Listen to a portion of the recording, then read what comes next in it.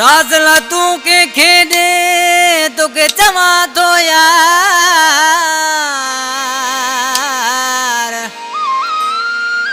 राज़ला पंजो बे के खेडे